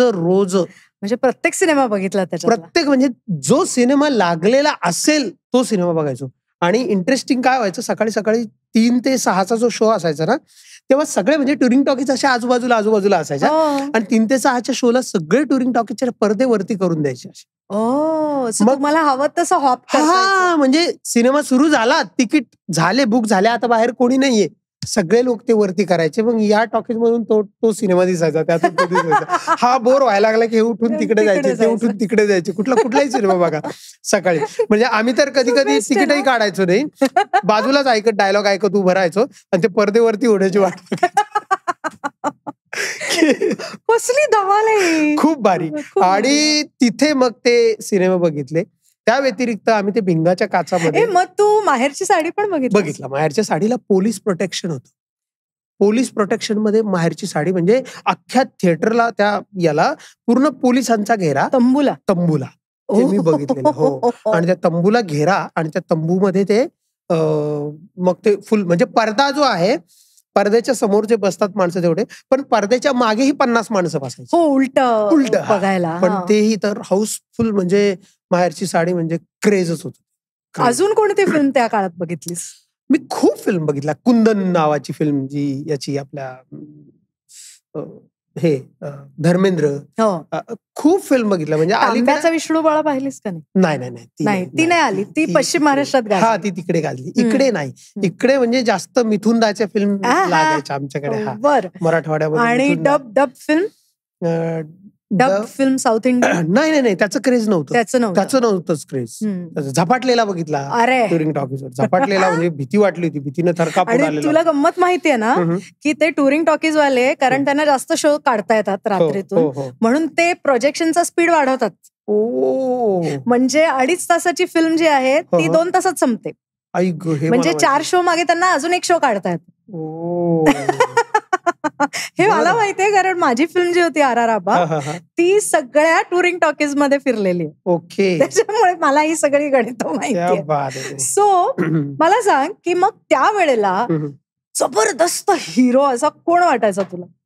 आपसुक मिथूनच वाटायचा ना. अरे भाई, सिरियसली? म्हणजे काय, मिथुनदा. मग तू पहिल्यांदा मिमिक्री पण मिथुनदाची? नाही, मिमिक्री वगैरे मी कधीच केली नाही. मी स्वतःला कधी हिरोच समजलं नाही. कसंच मी वाटलोच नाही. मला वाटलंच नाही मी ऍक्टर होईल, मी हिरो होईल. पण तेव्हा अजय देवगण खूप आवडायचं, कारण माझा आडवा भांग पडायचा. अच्छा. म्हणजे आमच्या गावामध्ये शोधले तर तुम्हाला ते रील्स वरती येतं बघा. सगळे अजय देवगण होते. दिलवाले पण लागायचा तिकडे, पण मी दिलवाले कधी बघितलं. मला रडके सिनेमे आवडायचे नाही बघायला. हा, मस्तपैकी. तर खूप भाई नावाचा सिनेमा होता यांचा, आपल्या सुनील शेट्टीचा, तो बघितला होता. किंवा गेअर होता. माझा मित्र, तू गेअर बघितला? गेअर म्हणजे गेअर काय, ट्रकचा गेअर.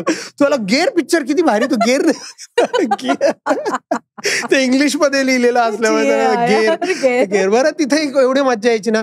सिनेमा कुणाचाही असो, ते पोस्टर लागलेलं असायचं, त्याला लाइटिंग लागलेली असायची, त्या फडका घेऊन एक उभा राहायचा, त्याच्या हातात माईक, चला पटापटा मार धाडचा लागला, ढिशुमचा लागला, मिथुन चक्रवर्तीचा लागला. बरं, आज तेरे नाम लागलेला असला तरी तो मिथुन चक्रवर्तीचा लागला.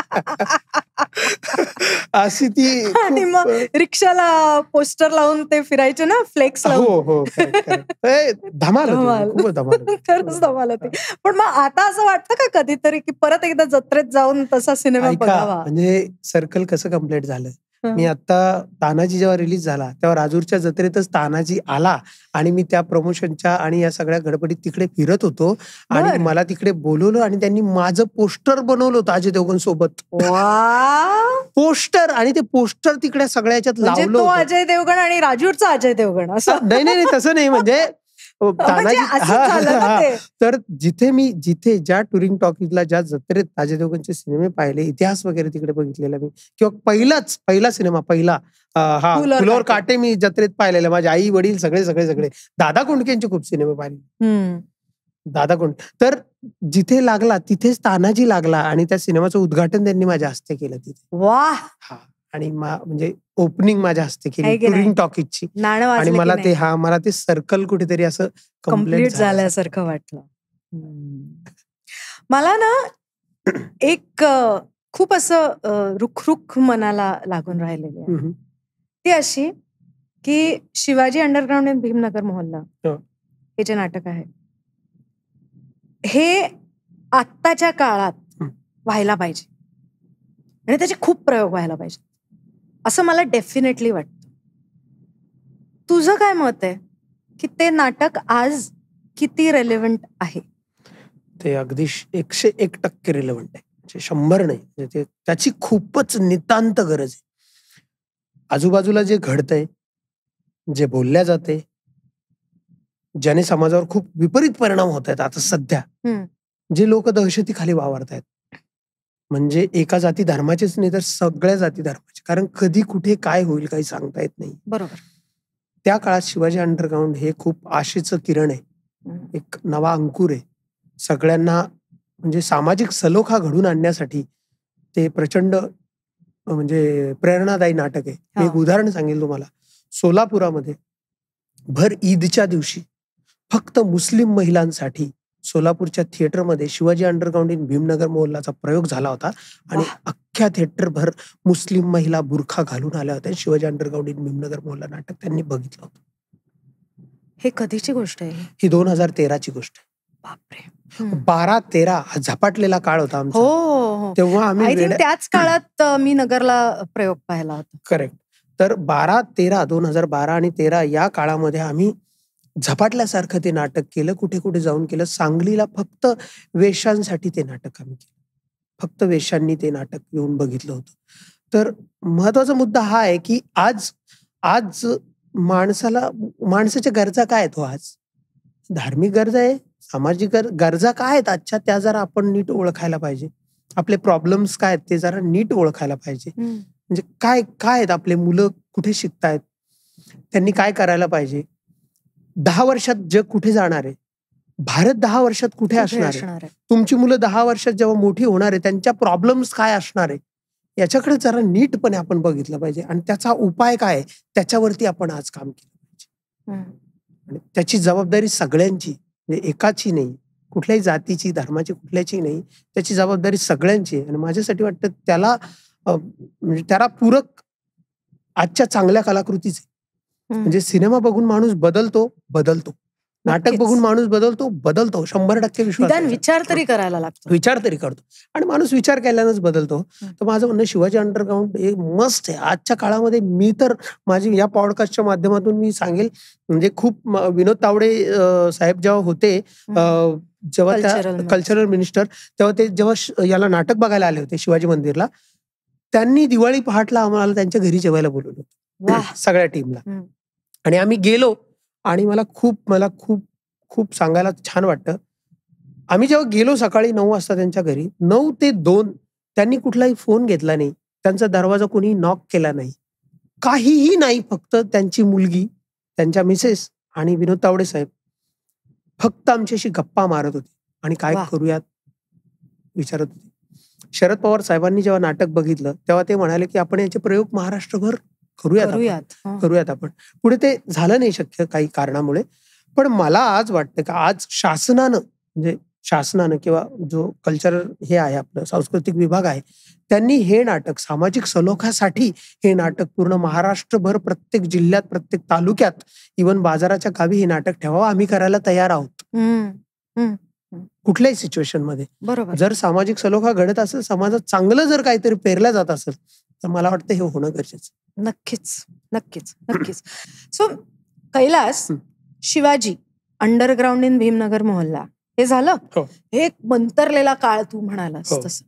आता तू लिहिलेलं खालिद का शिवाजी, तर शिवाजी, तान्हाजी, तुझ्या दृष्टीने मराठा इतिहास हा तुझ्यासाठी फारच महत्वाचा आहे. आपल्यासाठीच काय, संपूर्ण महाराष्ट्रासाठी नाही, पण करिअर वाईज जर बघायला गेलं तर आता खालिद का शिवाजी ही तू लिहिलेली जी फिल्म आहे ती कान्स महोत्सवात जाणार. म्हणजे महाराष्ट्रातून 4च फिल्म्स चालल्या आहेत, त्याच्यामध्ये खालिद का शिवाजी आहे. बरोबर. त्या फिल्म बद्दल आम्हाला सांग ना. त्याचं पोस्टर किती गोड आहे, तो एक छोटा मुलगा आहे आणि असं. सो इट इज काहीतरी लहान मुलांशी निगडीत आहे एवढं लक्षात येत आहे. नेमकं काय आहे ते सांग ना. खरं तर छत्रपती शिवाजी महाराजांबद्दल आपल्याला प्रेम, आपल्याला कायम वाटतं की यांच्याशी आपण कुठल्या ना कुठल्या पद्धतीने जोडलेले असायला पाहिजे. नक्कीच. आपण विचारांचे वारसदार आहोत. खालिद का शिवाजी ही एका मुस्लिम मुलाची गोष्ट आहे. बर.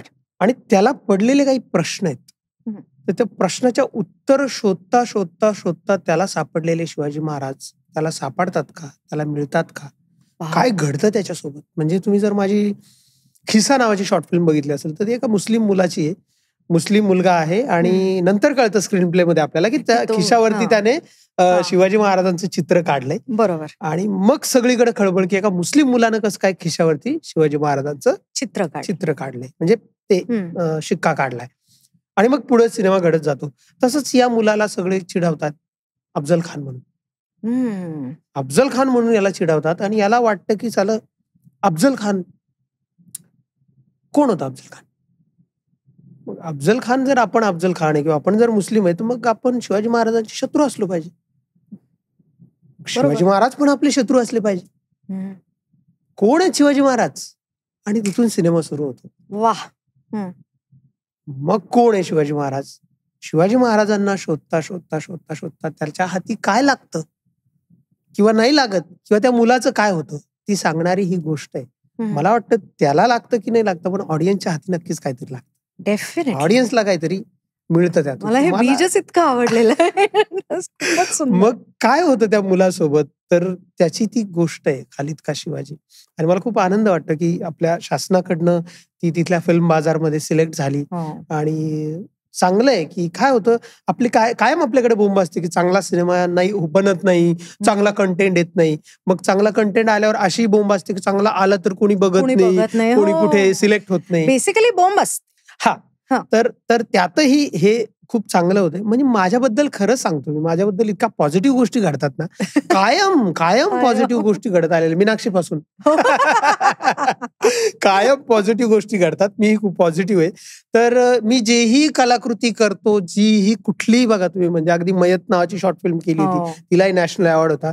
खिसा असेल ते, म्हणजे जेही करतो ते वाचतं किंवा पोचतं किंवा हिट होतं किंवा सुपर डुपर होतं. कुठे ना कुठे काहीतरी त्याचं घडतं होतच होतं. तर याचा मला खूप आनंद आहे. म्हणजे आता कैलासला कास्ट केलंच पाहिजे. बघा काहीतरी होतं. कैलास मला सांग की मी जे मगाशी तुला विचारत होतं की मीनाक्षी तुला कशी पटली, तर मला ना थोडंफार तुमच्या दोघांच्या पेअरिंग मध्ये माझ्या आई बाबांचं पेअरिंग दिसतं. म्हणजे बाबा पण असेच काळे सावळे आणि आई गोरी घारी, म्हणजे ती कोकणस्थ, आणि हे अगदी अस्सल देशावरचा रंग बाबांचा, असं ते एकंदर होतं. आणि ते लहानाचे मोठे होत असताना त्यांना त्याचा न्यूनगंड पण होता, त्यांच्या रंगाचा. त्यांना काय येतं करता, काय येत नाही करता. कारण मतितार्थाने जसं आपल्या रूढार्थाने जसं आपल्याकडे समजलं जातं की देखणेपणाचे काही पॅरामीटर्स असतात किंवा हुशार असण्याचे काही पॅरामीटर्स असतात. सो त्याच्यामध्ये ते स्वतःला शोधत शेवटी त्यांचा इतिहास जो घडला, दॅट इज हिस्ट्रीच ऍक्च्युली बघायला गेलं तर. तू आता जेव्हा ह्या टप्प्यापर्यंत आलेला आहेस, तर आता जी मुलं तुझ्याकडे बघतायत आणि ज्यांना पण असं खूप काहीतरी करायचं आहे वेगळं, म्हणजे त्या पॅसिव्ह ऍक्सेप्टन्सच्या पलीकडे जाऊन त्यांना वेगळं नवीन काहीतरी उभं करायचंय किंवा एक्सप्लोअर करायचंय, त्या मुलांना तू काय सांगशील? मी तर त्यांना सांगेल की सगळ्यात महत्वाचं, बिरोबा जो बीरदेव आत्ता आलाय त्याच्याकडे बघायचं सगळ्यांनी. तो काय कुठून आला आणि कसा तो शिकला किंवा कसं काय काय, हे तर ठळक उत्तर झालं माझं. पण खोलात जर जायचं झालं तर हे ना खरं तर आपल्याकडे खूप रूढी परंपरेनं चालत आलेले की हा रेसिझम नावाचा प्रकार. तसं बघायला गेलं तर मी जर स्वतःला म्हणेल की मी रेसिझम मानत नाही. होता असं तोच असा म्हणतो ज्याच्यासोबत ते घडतं. तोच म्हणतो नाही मी मानत नाही. अरे तू मान ना मान, तू तो विक्टिम आहे बाई. तू विक्टिम आहेस, तू काय मानणार न मानणार म्हणतोस तू, बरोबर ना. पण प्रश्न जर मी न मानणार म्हणतो, पण माझी बायको तर गोरी आहे, माझी बायको घाऱ्या डोळ्याची, ज्या सो कॉल्ड इमेजेस आहेत सौंदर्याला घेऊन, त्या सगळ्या मी माझ्या बायकोत बघतो. बरोबर. मग माझ्यात पण ते कुठून आलं, तर ते पण झिरपत आलं ना. मलाही मी ते कुठेतरी एक्सेप्ट केलेले की हे असं असायला पाहिजे, सौंदर्य हे असं असायला पाहिजे. आयडियलिझम बोलताना शिकवतो, कृतीतून कुठं होतो तर कृतीतून होत नाही. बरोबर. पण आता ही समज पुढे जाता जाता जाता डेव्हलप होते आणि आपल्यामध्ये झिरपते. इव्हन माझ्या 3ऱ्या पिढीत ती झिरपेल किंवा माझ्या 11मध्ये ती झिरपेल, असं आहे. पण येणाऱ्या पिढीला मला तेच सांगायला, म्हणजे मी हेच सांगेल सगळ्यांना, तुमच्यामध्ये जे बेस्ट आहे, तुम्हाला जीही गोष्ट येते, जीही येते, तुम्ही स्वतःला पहिलं स्वतःशी भेटा. आपण काय करतो ना, लोकांना भेटतो. लोकांना भेटण्याआधी ना स्वतःला भेटा. लोक काय म्हणतात आणि लोक ठरवणार की तुम्ही काय आहे. तुम्हाला माहिती तुम्ही काय आहे. म्हणजे कैलाशला लोक म्हणा तू डीएडला यार, तू डीएडला नंबर लाव असं सांगितलं होतं मला. मी डीएडला नंबर लावायला गेलो पण होतो, पण मला वाटलं होतं की नाही यार. म्हणजे मला खूपदा सिरियलच्या खूप ऑफर आल्या. आता एका हिंदी सिरियलची ऑफर आली आणि की कर, मोठा रोल आहे, छान आहे. पण मला माहिती मी काय आहे. सिरियल वाईट नाहीये, पण मी ते तितकं पटकन पाठांतर करून ते करेल का मला माहिती नाही. मला किती वेळ घ्यावा लागतो, मी किती कॅरेक्टरवर अभ्यास करतो, काय सीनचं करतो मी, मला माहिती. तर विषय हा आहे की तुम्हीच पहिलं स्वतःला भेटा. स्वतःला भेटल्यानंतर तुम्हाला उत्तर मिळेल की भाई तूच एकमेव या जगात युनिक आहेस. युनिक आहे, प्रत्येक व्यक्ती युनिक आहे इथे. आणि त्याने त्याच्यातलं जर युनिकनेस ओळखलं तर तुम्हाला कोणीच थांबू शकत नाही. रंग थांबू शकत नाही, तुम्हाला तुमची गरिबी थांबू शकत नाही, तुम्हाला कुठलीही गोष्ट थांबू शकत नाही. पैसा म्हणजे कुठलंच, माझ्याकडे काही पैसाही नव्हता, माझ्याकडे काही दिसणं सो कॉल्ड इमेजेस मधला तेही नव्हतं किंवा काही नव्हतं, म्हणजे काहीच नव्हतं. तर ते सगळं ब्रेक तेव्हाच कराल तुम्ही जेव्हा तुम्ही स्वतःला भेटाल. मला वाटतं एकांतात स्वतःला भेटा. 1 दिवस नाही, 4 दिवस, 10 दिवस, महिनाभर स्वतःला भेटा. मेडिटेशन नावाचा प्रकार काय तर स्वतःला भेटवणे. तर तुम्ही पहिलं स्वतःला भेटा, स्वतःला विचारा की तुम्हाला काय चांगलं येतं, मग ते छान. बरं, स्वतःला फसवू नका. आपण काय करतो, स्वतःला फसवतो. कारण काय, परत स्वतःच्या वरती इमेजेस आपण लादलेले असतात की हे छान आहे आणि ते मला येतं आणि मग लोक मला चांगलं म्हणतील. बरोबर. तर ते झालं नाही पाहिजे. तुम्हाला खरंच जर एखादी गोष्ट चांगली आहे, तुम्हाला चित्र काढता चांगलं आहे तर तुम्ही त्यात जा. पेंटिंग तुम्हाला छान, तुम्हाला शेती उत्तम येते, तुम्ही उत्तम शेती करा. मी तर या मताचा आहे. म्हणजे मला खूप जण विचारते, याराला काय मग तुम्ही काय बनवणार आहे, ऍक्ट्रेस?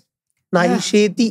मी म्हणतो तिनं मला लय आवडेल की तिनं शेती केली तर.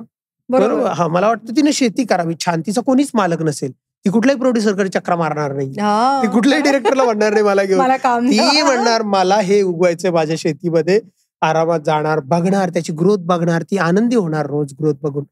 मूळ मुद्दा हा आहे की तुम्हाला जे मेन येतं, चांगलं येतं, ते तुम्ही उत्तम करा. लोक तुम्हाला शोधत तुमच्या घरापर्यंत अगदी शोधत येतात. अगदी आणि करतात. म्हणजे कोण आपले सत्यजित रे त्याचा उदाहरण आहे. खरंय, BBC वाले शोधत आले तुमच्या घरी, त्यांना ऑस्कर वाले तुमच्या घरापर्यंत आले तुम्हाला शोधत. अशी खूप उदाहरणं आहे. त्यामुळे डझंट मॅटर तुमच्याकडे पैसा नाही, तुम्ही कसे दिसता आणि कसे दिसता हे ठरवणारे कोण.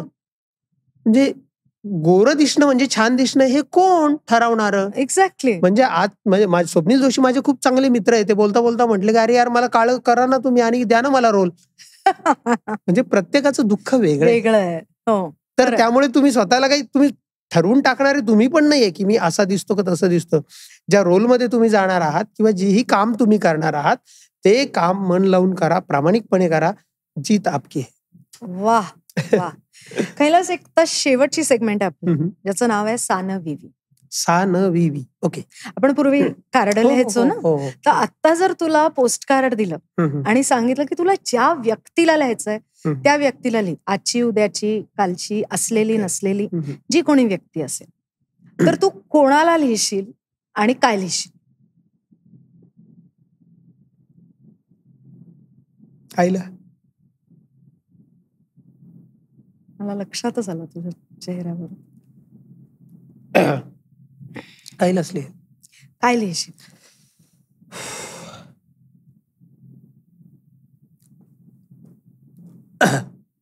Take your time.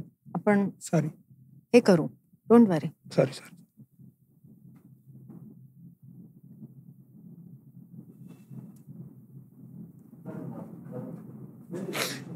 Sorry. No problem, don't worry about it. तुला टिश्यू पेपर हवाय का? नाही, इट्स ओके. नाही, इट्स ओके. थँक्यू.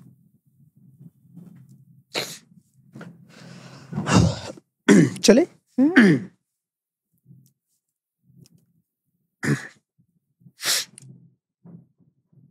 आईला लिहेल. जेव्हाही आईशी बोलायचो तासन तास बोलायचो, कितीही वेळ. एअरपोर्टवर गेल्यावर आपल्याला असतं ना यार उशीर आहे आता फ्लाईटला, आता काय करायचं. लोक वैतागलेले असायचे, सगळ्यात खुश मी असायचो की आता आईला फोन करून आईला फोन करून 2 तास गप्पा मारायचो. तेव्हा सांगण्यासारख्या खूप छोट्या गोष्टी होत्या. काही सांगण्यासारखं विशेष नव्हतं. जे होतं ते कुतूहल होतं. इथे गेलो, तिथे गेलो, हे फिल्म करतोय, ते करतोय, असं करतोय. पण आता सांगण्यासारखं इतकं आहे, पण बोलायला आई नाही, बोलायला कोणी नाहीये असं नाही म्हणत. बोलायला खूप लोक आहे, बोलायला आई नाही. आणि जे मी आईशी बोलू शकतो ते मी कोणाशीच नाही बोलू शकत. त्यामुळे मला वाटतं मी काय लिहिलं असतं त्यात मी खूप काही लिहिलं, आयुष्य लिहिलं असतं. म्हणजे तुला कार्ड पुरलं नसतं बेसिकली. हा. ठीक आहे. सो खूप सांगायला आहे, ते आईला सांगायचं आहे. खूप. आणि मी असं तुला सजेस्ट करीन, कारण आईचं नाव घेताच तुझ्या डोळ्यात टचकन पाणी उभं राहिलं. तर तुला जे जे सांगायचं ना आईला, ते लिहून काढ. अरे बापरे. कुठेतरी लिहून काढ. खरं सांगायचं झालं तर मी मागे पण बोललोय बऱ्याच ठिकाणी, माझी आई चुकलं की मला मारायची नाही, ती गोष्ट सांगायची. बर. गोष्ट सांगायची आणि त्या गोष्टी खूप इंटरेस्टिंग होत्या. अच्छा. हा खूपच इंटरेस्टिंग, खूप म्हणजे खूपच. हे म्हणजे टाकलं नाही तुम्ही तरी चालेल, कारण हे बऱ्याचदा बोललोय मी ही गोष्ट तुमच्यासाठी आणि बोललोय आपण माहोल बनलाय म्हणून सांगतो. म्हणजे ही गोष्ट खूपदा सांगितली मी, तुम्हालाही सांगायला मला आवडेल की माझी आई म्हणायची, काय रे काय ना, कुठेही तू गेला ना तर रिकाम्या हाताने खाली यायचं नाही, काहीतरी घेऊन यायचं. काहीतरी घेऊन यायचं, शेतात गेला तरी काही घेऊन यायचं, कुठे गेला तर काही घेऊन यायचं. मग मी म्हणायचो का? म्हटले बघ तुझ्यासारखाच उद्धट मुलगा होता, माझ्यासारखीच आई होती, ती त्याला सांगायची कुठे गेलात काहीतरी घेऊन यायचं. आणि तू म्हणायचं का? त्याची आई म्हटली नाही, तू जा आणि घेऊन ये, तुला काय. तर मुलगा उद्धट होता, तो गेला एक वेळेस शेताला चक्कर मारायला आला, हे त्याला दिसला मेलेला साप, त्यानं एक काडी घेतली, आईनं सांगितलं ना काही पण घेऊन यायचं, साप उचलला आणि तो साप घेऊन घरी आला. आई म्हटली ठेवून द्यायचं. त्यानं तो साप असा सपरीवर टाकला, घराच्या पदरावरती फेकला. बर. असा फेकला. सायमल्टेनियसली त्याच वेळेला कुठेतरी एका राजाची राणी अंघोळ करत होती, नदीमध्ये विहार करत होती, आणि तिने तिचा हिऱ्या मोत्याचा हार काढून ठेवला होता खडकावरती. एका गरुडानं तिथून उडत उडत चालला, त्यानं तो हार बघितला, त्यानं तो चोचीस उचलला आणि तो हार घेऊन तो गरुड पळाला, म्हणजे उडाला. आणि याच्या घरावरनं जेव्हा तो चालला तेव्हा त्याला मेलेला साप दिसला. त्यानं तो ते हार तिथे टाकला, तो साप उचलला, निघून गेला. अशा तिच्या गोष्टी होत्या. दुसरी तिची एक इंटरेस्टिंग गोष्ट होती की एक मुलं रूम करून राहायचे, आणि मग त्यांचं ठरलेलं होतं, वार वाटलेला होता, कुठल्या वारी कोणी काय झाडायचं, म्हणजे रोज झाडून काढायचं. 7 दिवस ठरलेले होते म्हणले, पण कचरा कोणी भरायचं ठरलेलंच नव्हतं. मग ते सगळे झाडून दरवाजामध्ये लावायचे, कचरा कोणी भरायचंच नाही. तो त्याला म्हणायचं पण कोणी भरायचंच नाही म्हटले कचरा. आणि मग एक दिवशी तो कचरा इतका वाढला की तो कचरा पार दरवाजाच्या बाहेर रस्त्यावर जायला लागला, पण तरी कोणी कचरा भरेल. एक म्हातारा आला.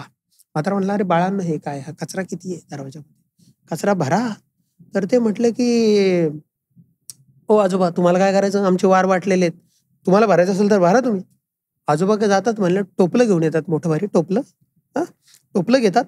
आणि माझी आई सगळं असं डिटेल सांगायचं, ते आपलं गोठ्यातलं टोपलं आहे ना तसं टोपलं, मग ती सगळं आजूबाजूचा परिसर त्याच्यात गुंफायची. ते टोपलं घेऊन आले आजोबा आणि ते भरायला लागले. जसे आजोबा कचरा भरायला लागले तसं त्या कचऱ्यात त्यांना 10 रुपये, 5 रुपये, 20 रुपये सापडायला लागले. ते मुलं भांडायला लागले, आजोबा आमचे पैसे द्या, आमचे पैसे. आजोबा म्हटले नाही, लक्ष्मी तुमच्या दारात आली होती, तुम्हाला घरात घेता आली. खरंय. जिथं स्वच्छता आहे तिथं लक्ष्मी, आणि जो काम करेल त्याचा हा पैसा आहे, मी काम करतोय, हा पैसा माझा आहे, गोष्ट संपली. तर माझ्या प्रत्येक प्रश्नाला तिच्याकडे गोष्ट होती, माझ्या प्रत्येक ऑरोगन्सनेसला तिच्याकडे एक गोष्टीतनं उत्तर होतं. तर तुम्ही जे म्हणालात की तू लिहून काढ आईचं, खरं सांगतो, आई जाऊन मला वाटतं आता 3 वर्ष झाली, 3-3.5 वर्ष झाली. मी खूप प्रयत्न केला लिहिण्याचा, पण मी लिहायला गेलो की मला हिंमतच होत नाही लिहायचं. कारण आई इथली एवढी माझ्या आत भिनलेली आहे ना, मला खूप त्रास होतो लिहिता. तिच्या इतक्या चांगल्या गोष्टी, इतकं छान येते, ते मी लिहायला लागलो की मी रडायला लागतो, मला खूप त्रास व्हायला लागतो, मला इतका त्रास होतो की मी ते लिहूच शकत नाही. राईट. मी म्हणजे 1.5-2 पान लिहिलेले आहेत आतापर्यंत, असं नाही की मी लिहिलं नाही, खूप हे करून आता ठीक आहे, ओके ठीक आहे यार, एवढं कुठं असतं काही इमोशनल होणं किंवा हे काय हे गेलं पाहिजे, पुढच्या याराला कळलं पाहिजे हे सगळं, पण ते सध्या तरी होत नाही. आय थॉट मी आईला आणखी माझ्यामध्ये झिरकू देतो थोडा वेळ, काही काळ, मग 1-2 वर्ष, 3 वर्ष, 4 वर्ष, कारण ती आणखी जिवंतच आहे माझ्यामध्ये, तशीच आहे. तर मला माहित नाही, पण मी लिहेल, पण त्याला वेळ लागेल. काही हरकत नाही, टेक युअर टाइम. आणि तुझं लिखाण, सिनेमाचं लिखाण, नाटकाचं लिखाण, कविता, हे सगळं अखंड सुरू राहू देत, आणि अजून तुझे सिनेमे हिरो म्हणून येऊ देत. तुम्ही प्लीज, मी इन्व्हाइट केल्यावर माझ्या फिल्म मध्ये काम नाही, करूयात, खरंच करूयात. नक्की. डन. छान. चालेल. Thank you so much Kailas. Thank you so much. Thank you. तुम्ही मला बोलावलंत आणि एवढं सगळं ऐकून घेतलंस. आणि सगळ्यात महत्वाचं म्हणजे मी म्हटलं होतं की खूप झालंय बोलून, तरी एवढं बोलतं केलं. मला परत माझ्याजवळ आणून सोडलं. टीम पण तुमची खरंच खूप छान आहे. एवढे ते छान रिस्पॉन्स देत होते, त्यामुळे मलाही असं वाटत होतं की मी नाटकाच्या थिएटरमध्ये मी काहीतरी प्ले करतोय असं मला वाटलं. Thank you so much. थँक्यू.